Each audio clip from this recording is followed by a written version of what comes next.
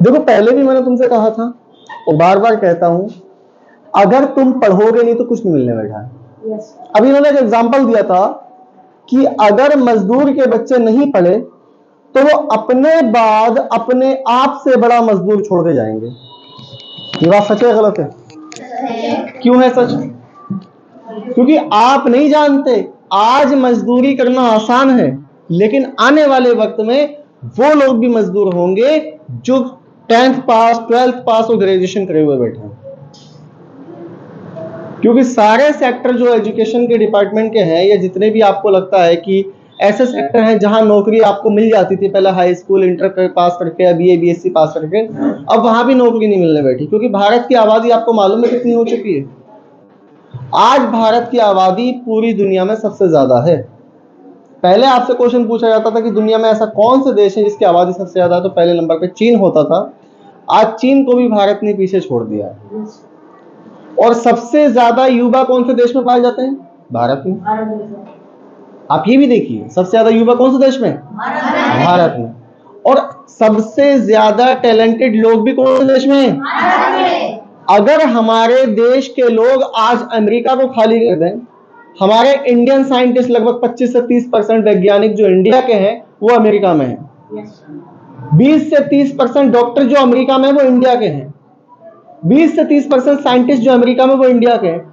आज अगर वो अमेरिका को छोड़ दें और इंडिया वापस आ जाए तो आप देखिए अमेरिका के पास क्या बचेगा? कुछ भी नहीं।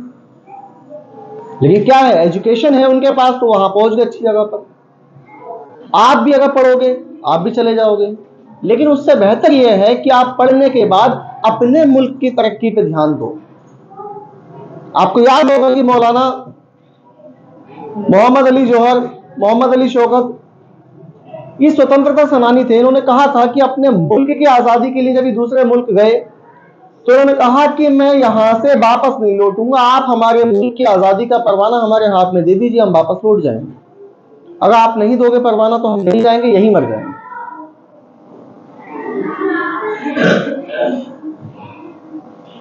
डॉक्टर एपीजे अब्दुल कलाम, कितने लोगों को याद उनके बारे में? जब वो साइंटिस्ट बन चुके, जब उन्होंने मिसाइल का निर्माण कर दिया, तो तमाम देशों ने उनको लालच दिया, हमारे देश आ जाओ, हमारे देश आ जाओ, हमारे देश आ जाओ, हम आपको लाखों करोड़ों अरबों खरबों रुपए देंगे, पैसा देंगे, ये देंगे वो देंगे।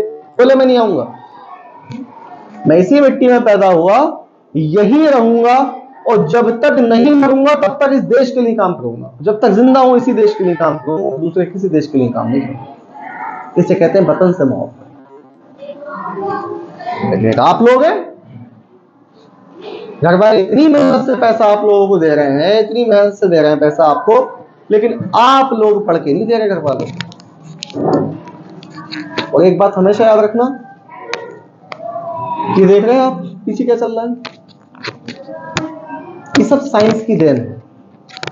वरना जो चीजें टीवी में चला करती थी वो आज दीवार पे चल रही हैं, बोर्ड पे चल रही हैं। किस लिए? साइंस ने ही तरक्की की। और साइंस कहीं आसमान से नहीं उतरा है, आपने सोचा बना लिया। आपने देखा कि धूप आ रही है पृथ्वी पर, रिफ्लेक्शन हो रहा है लाइट पर, दूसरी फिर रिफ्लेक्शन ऑफ लाइट ही तो है। एक प्रोजेक्टर के लिए आगे लैंप लगे हुए हैं, लेंस लगा हुआ है, लैंप से निकलने वाली रोशनी को दीवार पर रिफ्लेक्ट किया, वहां देखा अपनी इमेज बन गई। आपके पास वक्त है, आप पढ़िए, आप इससे भी अच्छा बना सकते हैं। आप हवा में चलने वाला बना सकते हैं, मालूम? आप कर सकते हो। सबसे पहली बात, मैं कर सकता हूं ये कॉन्फिडेंस होता है, और सिर्फ मैं ही कर सकता हूं ये ओवर कॉन्फिडेंस होता है। इन दोनों में फर्क है। तो अपने कॉन्फिडेंस को बनाए रखें, ओवर कॉन्फिडेंस ना हो, और मेहनत कर लो, पढ़ाई पे ध्यान दो। पढ़ाई के साथ साथ जो एक्टिविटी आप कर सकते हो उससे आपको बहुत फायदे होंगे। ठीक है? और किसी बच्चे को कुछ कहना है? नहीं कहना?